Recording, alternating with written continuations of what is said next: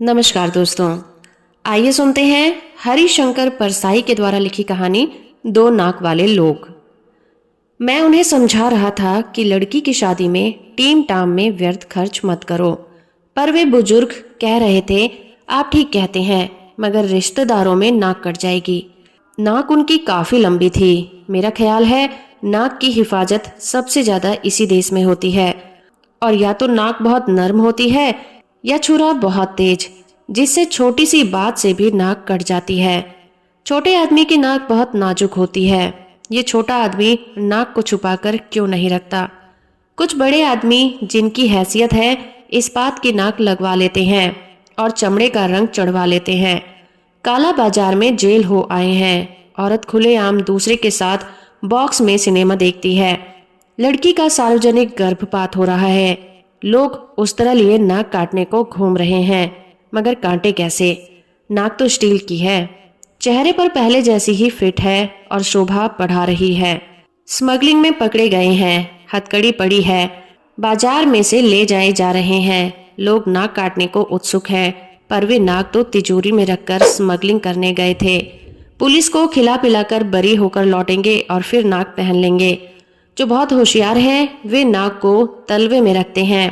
बहुत सारे शरीर में ढूंढो, नाक ही नहीं मिलती। नातिन की उम्र की दो लड़कियों से बलात्कार कर चुके हैं। जालसाजी और बैंक को धोखा देने में पकड़े जा चुके हैं। लोग नाक काटने को उतावले हैं, पर नाक मिलती ही नहीं। वह तो तलवे में है।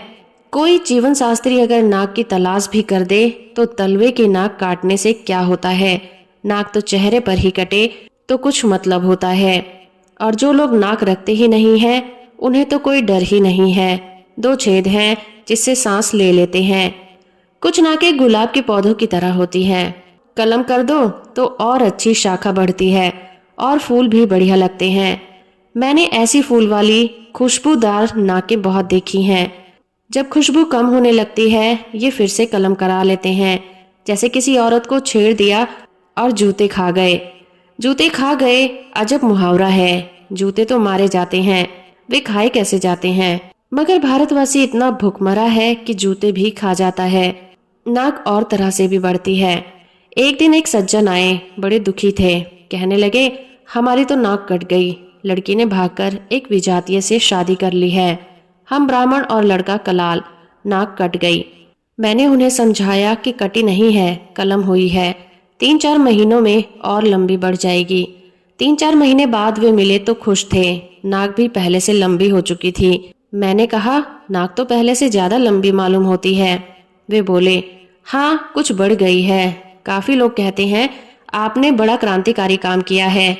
कुछ बिरादरी वाले भी कहते हैं इसीलिए नाक बढ़ गई है। कुछ लोग मैंने देखे हैं जो कई साल पहले शहर की नाक रहे हैं। उनकी नाक अगर कट जाए तो सारे शहर की नाक कट जाती है। अगर उन्हें पसंद का टिकट न मिले तो सारा शहर नकटा हो जाता है।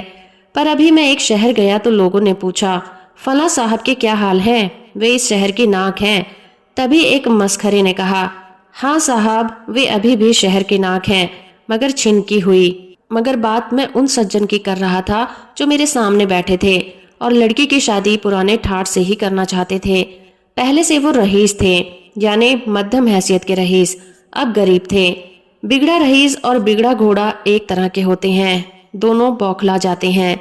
किससे उधार लेकर खा जाएं ठिकाना नहीं। उधर बिगड़ा घोड़ा किसे कुचल दे ठिकाना नहीं। आदमी को बिगड़े रईस और बिगड़े घोड़े दोनों से दूर रहना चाहिए। मैं भरसक कोशिश करता हूँ। मैं तो मस्ती से डोलते आते सांड को देखकर भी सड़क के किनारे की इमारत के बरामदे में चढ़ जाता हूँ। बड़े भाई साहब आ रहे हैं, इनका आदर करना चाहिए। तो जो भूतपूर्व संपन्न बुजुर्ग मेरे सामने बैठे थे वो प्रगतिशील थे। लड़की का अंतरजातीय विवाह कर रहे थे। वे खत्री और लड़का शुद्ध काने कुब्ज। वे खुशी से शादी कर रहे थे, पर उनमें विरोधाभास यह था कि शादी ठाठ से करना चाहते थे। बहुत लोग एक परंपरा से छुटकारा पा लेते हैं, पर दूसरी से बंधे रहते हैं। रात को शराब की पार्टी में किसी रईस दोस्त के घर आ रहे हैं, मगर रास्ते में हनुमान का मंदिर दिख जाए तो थोड़ा तिलक भी सिंदूर का लगा लेते हैं। मेरा एक घोर नास्तिक मित्र था। हम घूमने निकलते तो रास्ते में मंदिर देखकर वो कह उठते थे, हरे राम, लेकिन बाद में पछताते भी थे। तो मैं उन बुजुर्ग को समझा रहा था, आपके पास रुपए है नहीं, आप कर्ज लेकर शादी का ठाट बनाएंगे, पर कर्ज चुकाएंगे कहाँ से? जब आपने इतना नया कदम उठाया है कि अंतरजातीय विवाह कर रहे हैं, तो विवाह भी नए ढंग से कर लीजिए। लड़का काने कुंज का है, बिरादरी में शादी करता तो कई हजार उसे मिलते। लड़के शादी के बाजार में मवेशी की तरह बिकते हैं। अच्छा, मालवी बैल और हरियाणा की भैंस ऊंची कीमत पर बिनती है। लड़का इतना त्याग तो लड़की के प्रेम के लिए कर चुका, फिर भी वो कहता है अदालत जाकर शादी कर लेते हैं, बाद में एक पार्टी कर देंगे। आप आर्य समाजी हैं, घंटे भर में रास्ते में आर्य समाज मंदिर में वैदिक रीति रिवाज से शादी कर डालिए, फिर 300-400 रुपए की एक पार्टी दे दीजिए। लड़के को एक पैसा भी नहीं चाहिए। लड़के के कपड़े वगैरह मिलाकर शादी 1000 रुपए में हो जाएगी। वे कहने लगे, आप बात तो ठीक करते हैं, मगर रिश्तेदारों को तो बुलाना ही पड़ेगा। फिर जब वो आएंगे तो इज्जत के ख्याल में सजावट, खाना, भेंट वगैरह तो देनी ही होगी। मैंने कहा, आपका यहाँ तो कोई रिश्तेदार है नहीं, वे हैं कहाँ?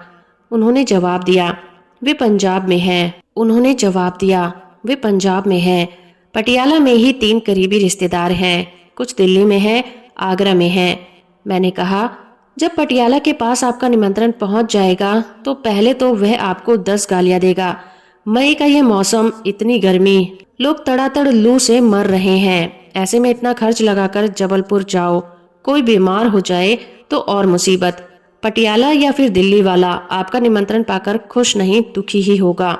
निमंत्रण पत्र ना मिला तो वो खुश होगा और बाद में बात बनाएगा, कहेगा आजकल जी डाक की इतनी गड़बड़ी हो गई है कि निमंत्रण पत्र ही नहीं मिला, वरना ऐसा हो सकता था कि हम ना आते।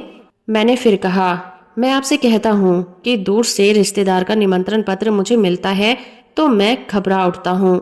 सोचता हूँ जो ब्राह्मण 11 रुपए में शनि को उतार दे, 25 रुपए में सगोत्र विवाह करा दे, मंगली लड़की का मंगल 15 रुपए में उठाकर शुक्र के दायरे में फेंक दे, वो लगन सितंबर से लेकर मार्च तक सीमित क्यों नहीं कर देता?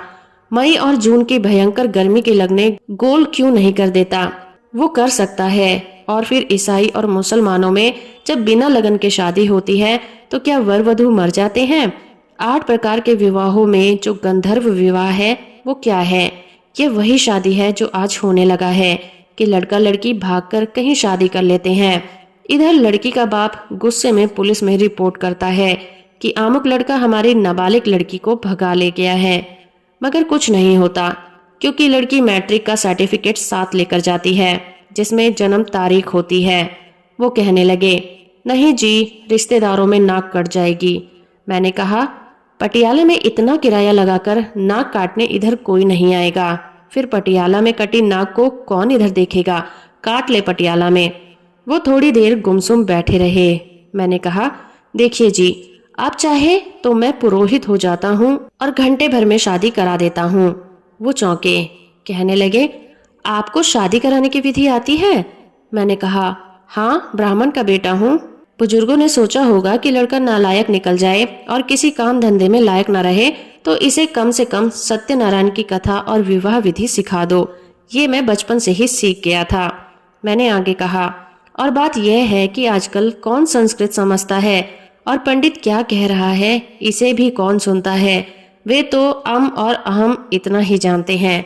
मैं इस तरह मंगल श्लोक पढ़ दूं तो भी कोई ध्यान नहीं देगा। वे हंसने लगे। मैंने कहा, लड़का उत्तर प्रदेश का काने कुंज और आप पंजाब के खत्री, एक दूसरे के रिश्तेदारों को कोई नहीं जानता।